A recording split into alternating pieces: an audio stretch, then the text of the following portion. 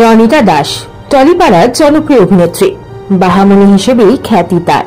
তবে আপনারা জানেন কি, অভিনেত্রী অন্তঃসত্ত্বা। শুধু তাই নয়, তার জীবনে নতুন মানুষেরও এন্ট্রি হয়ে গিয়েছে। তিনিও টলিপাড়ার একজন জনপ্রিয় অভিনেতা। তাহলে শৌক্তিকের সঙ্গে কি আবারও প্রেম ভাঙল নায়িকার? এসব শুনে আপনাদেরও নিশ্চয়ই ধাঁধা লাগছে। তবে চিন্তার কোনো কারণ নেই, সবটাই ঘটছে ক্যামেরার সামনে, অন স্ক্রিনে। হ্যাঁ, ঠিকই ধরেছেন, নতুন প্রজেক্টে কাজ করছেন রনিতা। তবে এবার আর বড় পর্দা নয়, ছোট পর্দায় কামব্যাক করছেন রনিতা দাস।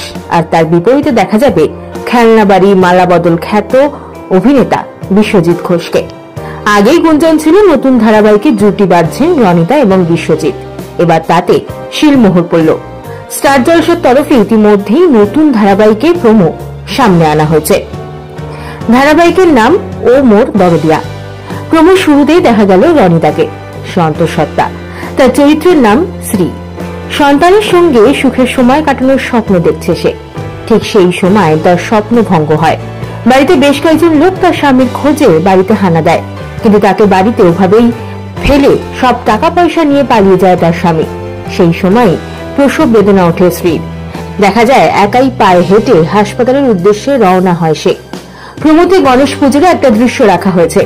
যখন উৎসব আমেজে সবাই মাতোয়ারা, সেই সময় স্ত্রী সব হারিয়েও তার সন্তানকে বাঁচানোর জন্য লড়াই করছে।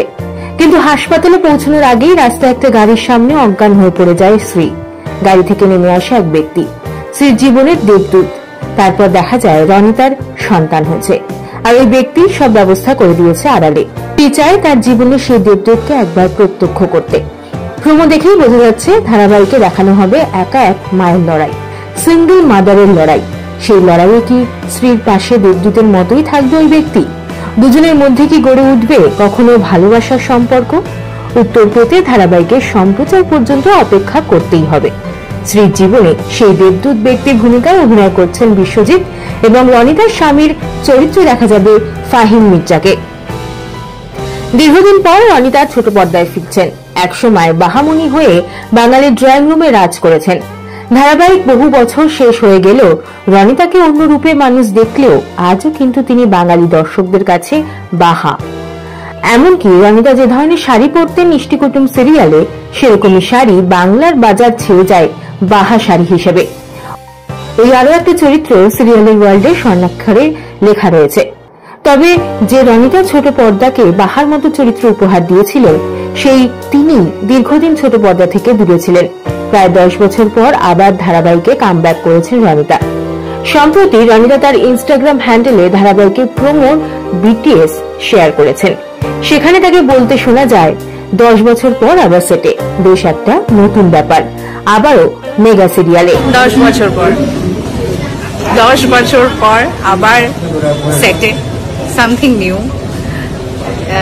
আবার মেগা সিরিয়ালে। 10 বছর পর মেগার ফেরা নিয়ে এক সংবাদ মাধ্যমকে রনিতা জানান, নতুন গল্প, নতুন চরিত্র, একই সঙ্গে নতুন জুটি, সবটাই শুরু হচ্ছে নতুন ভাবে। তাই বাহা থেকে বেরিয়ে স্ত্রী হিসেবে দর্শকদের মনে জায়গা করে নিতে চাইছেন রনিতা। তিনি আরো জানান, স্ক্রিপ্ট পুরো না শুনেই তিনি এই প্রজেক্টের জন্য রাজি হয়েছেন। এক মায়ের লড়াইয়ের গল্প তাকে ছুঁয়ে গিয়েছে। শুধু রনিতা নন, ছোট পর্দায় কামব্যাক করছেন বহু অভিনেতা অভিনেত্রী। সৌরভ চক্রবর্তী লক্ষ্মী ঝাঁপি ধারাবাহিকের হাত ধরে টেলিভিশনে ফিরেছেন। অন্যদিকে ভোলে বাবা পারিকারেগা মেগার প্রোমো প্রকাশ্যে এনেছে স্টার জলসা, যেখানে নায়িকার ভূমিকায় মধুমিতা সরকার আর নায়ক নীল। চর্চায় রয়েছেন সোলাঙ্কি রায়ও। শোনা যাচ্ছে কাজ ছাড়ার পর ফের গৌরবের সঙ্গে জুটি বাঁধতে পারেন সোলাঙ্কি। স্টার জলসা ফের এই জুটিকে ফিরিয়ে আনার ভাবনা চিন্তা করছে বলে জানা গিয়েছে। তবে এভাবে একের পর এক অভিনেতা অভিনেত্রী মেগায় কামব্যাক করা নিয়ে প্রশ্ন উঠছে। সমালোচকরা প্রশ্ন তুলছেন, তাহলে কি সিনেমায় সেভাবে সুযোগ তারা পাচ্ছেন না? একটা সময় সোলাঙ্কি বলেছিলেন ছোট পর্দায় কাজ করবেন না। রনিতারও ফেরা নিয়ে অনিশ্চয়তাই ছিল। তবে এটা ঠিক যে তাদের অভিনয় ভিত কিন্তু ছোট পর্দা, আর সিরিয়ালই অভিনেতা অভিনেত্রীদের দর্শকদের কাছে পৌঁছতে সাহায্য করে। তবে সমালোচকরা যাই বলুন না কেন, রনিতা মধুমিতাদের কামব্যাকে কিন্তু বেশ খুশি দর্শকরাও।